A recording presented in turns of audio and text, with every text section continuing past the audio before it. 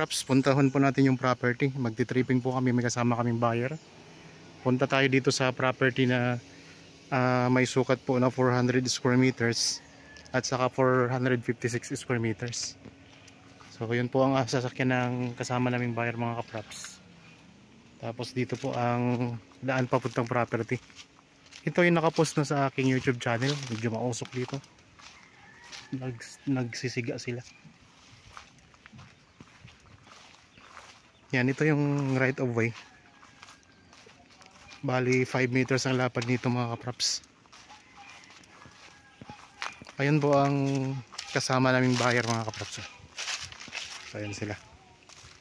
Sundan natin. Ito yung mga katabing property yung madadaanan natin. Mga farmland mga kapraps. Itong property na pupuntahan natin, pwede na rin siyang residential kasi marami na rin pong mga katabing kabahayan. At ito po, diretso na, pwede nang alitong ipasok ang sasakyan pag tinanggalan natin itong mga ibang mga damo.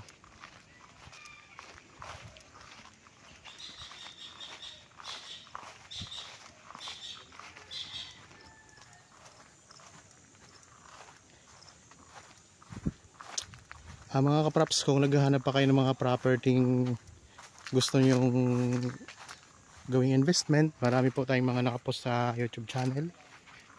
Tapos pwede rin po kayong mag like sa aking Facebook page, paki-follow na rin po. May mga videos din po akong naka-upload doon ng mga short videos lang mga kapraps.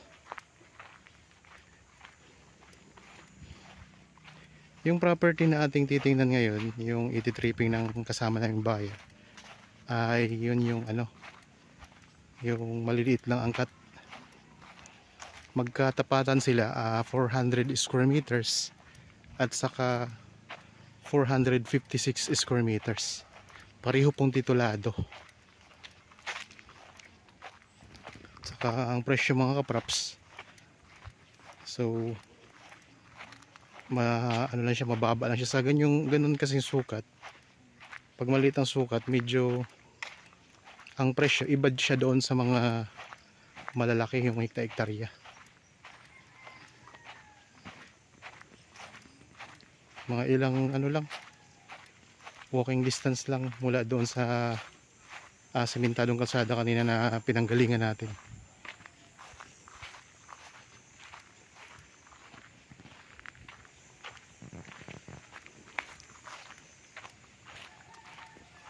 Ayun mga kapraps, nandito na tayo. Ayun po ang kasama nating buyer mga kapraps. So, tripping na muna tayo, tripping. Pagkatapos na may post, tripping natin kapag may nakakita ng mga buyers. Yan, ito yung 456 square meters mga kapraps. So, ito yung maraming mga tanim na lansones.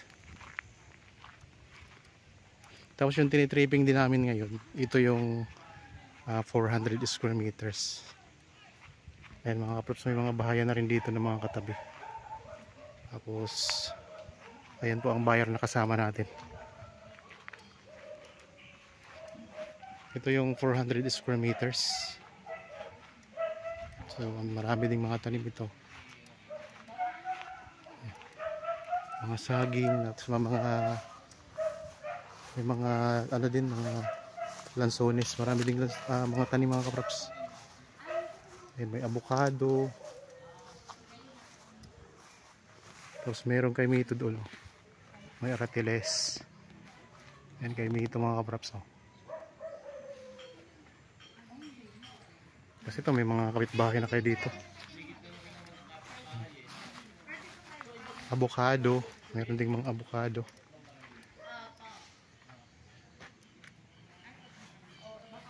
Yan kay Mito.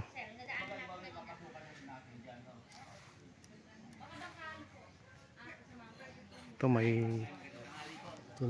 may mga puno ng suha. Tapos dito sa sulok meron din siyang kay Mito mga kapraps. So sana magustuhan na po ito. Ayan po sila. So habang nandito tayo sa property, nagtitripping tayo, pakita ko rin pa rin tong property mga kaprops. Daming kaimito. May kaimito, tatlong puno. Tatlong puno ng kaimito. Tapos palibot na siya ng bakod na barbed wire.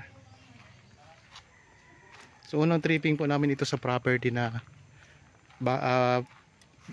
wala nang i-post ko ang property mga kaprops. Ito yung unang tripping namin.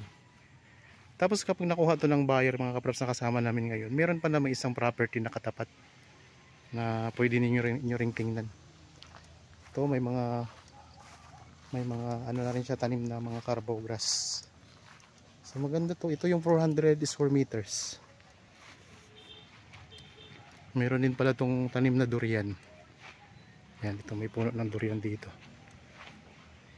Yan, ikot ko lang ang camera mga kaprops ha. Palibot na yun ng bakod. Ito may mga lansones dito sa harap.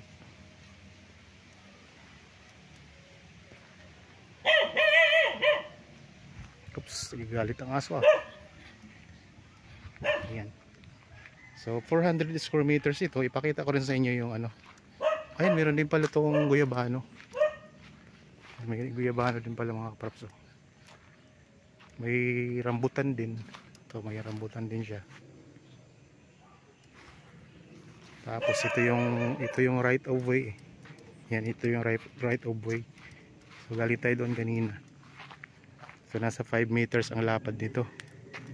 Yan ha, ulitin ko lang mga props ha. Ito yung muhon niya oh. Yan yung muhon ha. Ito. Tapos yan yung 400 square meters. Ito naman po yung 456 square meters mga kaprops. So katapat lang siya ng 400 square meters. May mga tanim din siya. Marami ding tanim, mga lansones. Siguro may mga 20 na puno ng lansones ito. Tapos ito yung pinaka boundary naman ito. Yan, simula nito. Ito yung simula ng mula dito sa poste na to. Ito yung property ang boundary. Ito yung 456 square meters. Pasok natin, punta tayo doon sa loob. Ito may mga puno din siya ng mangga. Ito yan, isa, dalawang puno ng mangga. Tapos mahigit 20 na puno ng lansones ang meron dito. Tapos meron ding puno ng guyabano. May puno ng guyabano. Patag na patag pa rin ang lupa mga kaprops. Para makita nyo uli. Pinapost natin uli para makita nyo. Mapanood nyo. So sa mga nanonood po, laging sumusubaybay sa aking channel at sa mga videos na aking upload, maraming salamat mga kaprops sa inyong patuloy na pagsuporta. Sana dito kayo makahanap ng property na gusto nyo gawing investment sa aking mga vlog. Yan, ulitin ko lang mga kaprops ha, ito ang 456 square meters. Ang property ay malapit na din siya sa bayan ng Pila, Laguna. Tapos meron ditong malapit lang dito sa highway na papunta namang bayan ng Nagcarlan. Yan, ikot ko lang ang camera mo. Hindi pa, pero pag nalinis ko, isa lang po. 456 yan. Dito yung pinaka-boundary ng 456. Yan. So mas malaki ito ng konti doon sa yun yung 400 square meters eh. Mas malapad to, malaki ito ng konti.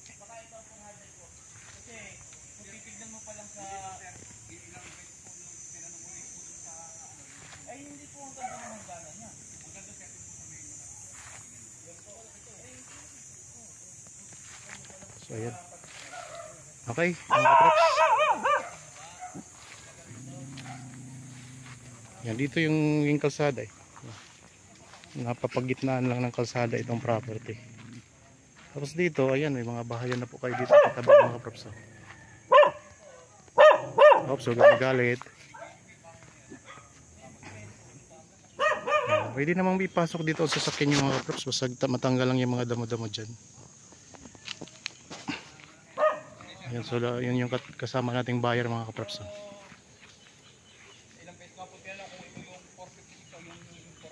Ayan. Okay.